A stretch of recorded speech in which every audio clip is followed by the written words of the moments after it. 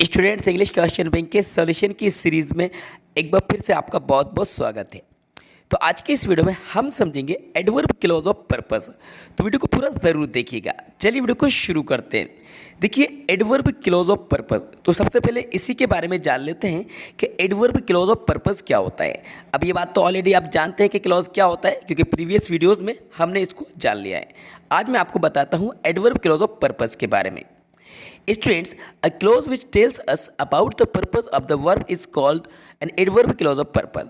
मतलब कि एक ऐसा क्लॉज जो हमें वर्ब के पर्पस के बारे में बताता है वो हमारा एडवर्ब क्लॉज ऑफ पर्पस कहलाता है।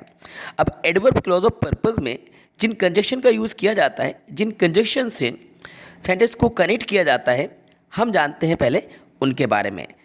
तो देखिए स्टूडेंट्स, यहाँ पर हम यूज़ करते हैं सो दैट का। जी हाँ, तो एडवर्ब क्लॉज ऑफ पर्पस में यूज होने वाले जो कंजक्शन है so that, in order that, in order that, right, एक ही वर्ड है ये, इन ऑर्डर दैट। और है हमारा लास्ट और सिंगल दैट, राइट।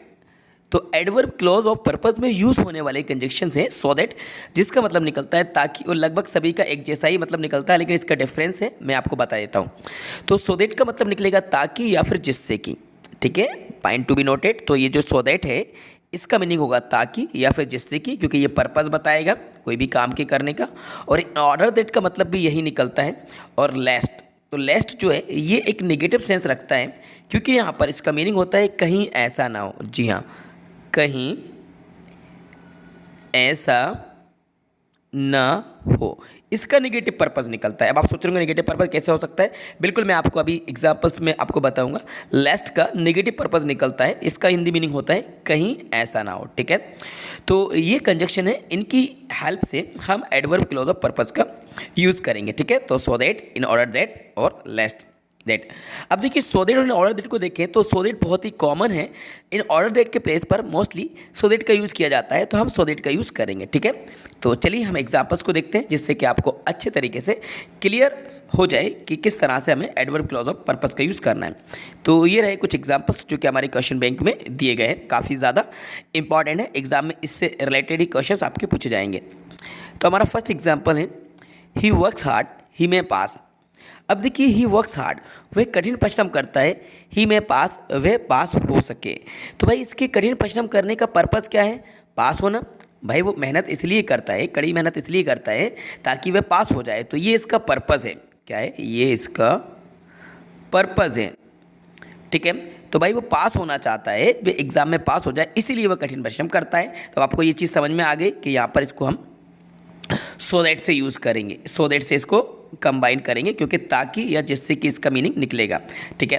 तो कैसे बनेगा चलिए मैं आपको बता देता हूँ। स्टार्टिंग में हमें यूज़ करना है he, then works hard, he works hard, ठीक है। फुल स्टॉप हट जाएगा, फुल स्टॉप के प्लेस पर हमें यूज़ करना है सो दैट का। तो मैं यहाँ पर लगा देता हूँ सो दैट, राइट।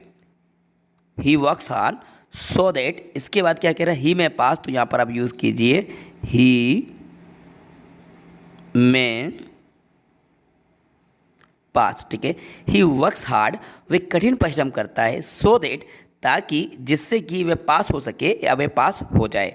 तो इस तरह से हमने दोनों ही सेंटेंसेस के बीच में सो दैट का यूज़ कर लिया है, फुल स्टॉप को हटाकर, फुल स्टॉप के प्लेस पर, ठीक है। यही होता है एडवर्ब क्लॉज ऑफ पर्पस। अब आपको समझ में आने लगा होगा, आगे और भी क्लियर अच्छे से समझ में आएगा। तो चलिए वीडियो में बने रहिएगा, ठीक है।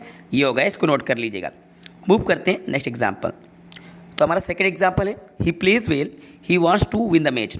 यहाँ पे देखिए ही प्लेज वेल, वे अच्छा खेलता है, he wants to win the match, वे मैच जीतना चाहता है, ठीक है। तो भाई इसके अच्छा खेलने का पर्पस क्या है? मैच जीतना, क्योंकि वे मैच जीतना चाहता है, ठीक है। तो वह अच्छा इसलिए खेलता है ताकि वह मैच जीत सके, वह मैच जीतना चाहता है, तो ये इसका पर्पस है, मैच जीतना। तो यही एडवर्ब क्लॉज ऑफ पर्पस है। तो इसको भी हम सो दैट से कनेक्ट करेंगे। कैसे? देखिए इसमें थोड़ा सा चेंजेस रहेगा, आपको बता देता हूँ। पहले तो आप यूज़ कर लीजिए ही प्लेज वेल, ओके, ही प्लेज वेल। सेंटर में यहाँ पे लगा लीजिए सो दैट, फुल स्टॉप के प्लेस पर हमें लगा देना है सो that. He plays well, so that subject यहाँ पे ही था, तो यहाँ पे आप यूज़ कर ली ही।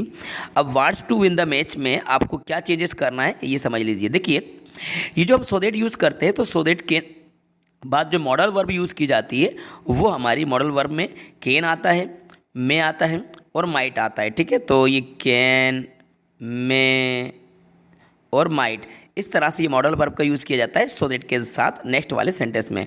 तो यहाँ पर भी हम यही करेंगे, ही प्लेज वेल, इसके बाद सो दैट का यूज़ करा, देन हम यूज़ करेंगे ही, फिर हम लगा देंगे यहाँ पर मे। ठीक है, ऊपर भी आपको मे देखने को मिली तो यहाँ पर लगा देते हैं ही मे, फिर डायरेक्टली लिख देंगे विन द मैच। तो यहाँ पर आप राइट कर दीजिए विन द मैच। ठीक है, तो ही प्लेज वेल, वे अच्छा खेलता है, सो दैट, ताकि he may win the match, वे मैच जीत सकें। ठीक है, तो इस तरह से हमने सो दैट का यूज़ करा और वांट्स टू को हमने यहाँ पे हटा दिया, इसके प्लेस पर हमने यहाँ पे मे मॉडल ऑक्सिलरी वर्ब का हमने यूज़ कर लिया है। तो ही प्लेज वेल, वे अच्छा खेलता है, सो दैट, ताकि he may win the match, वे मैच जीत सकें। ठीक है, आप इसको नोट कर लीजिएगा। क्लियर स्टूडेंट्स, आपको समझ आ रहा है? चलिए मूव करते हैं क्वेश्चन थर्ड की तरफ। तो ये हमारा थर्ड नंबर का एग्जाम्पल है। He ran fast, he aimed at catching the bus, वे तेज दौड़ा, he aimed at catching the bus, तो उसका जो निशाना था, जो एम था, बस को पकड़ना, बस को कैच करना। ठीक है, तो इसमें भी वही पर्पज़ है, तो भाई एडवर्ब क्लॉज ऑफ पर्पज़ ही है, क्योंकि वे तेज़ इसलिए भागा क्योंकि वो बस को पकड़ सके। तो यहाँ पर भी आप क्या करेंगे, देखिए आपको बता देते हैं। स्टार्टिंग में आपको यूज़ करना है he ran fast so that, he ran fast so that. ठीक है, इसके बाद आप यूज़ कीजिए ही, पास्ट की बात है तो यहाँ पे आप मे की जगह पे माइट यूज़ कर लीजिएगा। ठीक है, he ran fast so that he might catch the bus, तो डायरेक्टली आप यूज़ कर लीजिए कैच द बस, ही ran fast so that he might catch the बस। ठीक है, इस तरह से हमने इसको सो दैट से कंबाइन कर दिया। ठीक है, ये भी सो दैट से। अब देखते हैं नेक्स्ट एग्जांपल, जो कि फोर्थ नंबर का है।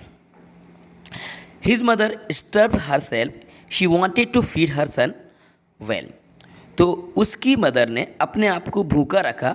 His mother starved herself, उसकी मदर ने अपने आप को भूखा रखा। She wanted to feed her son well, वे अपने बेटे को अच्छे से खिलाना चाहती थी। फीड मतलब खिलाना, खाना खिलाना होता है।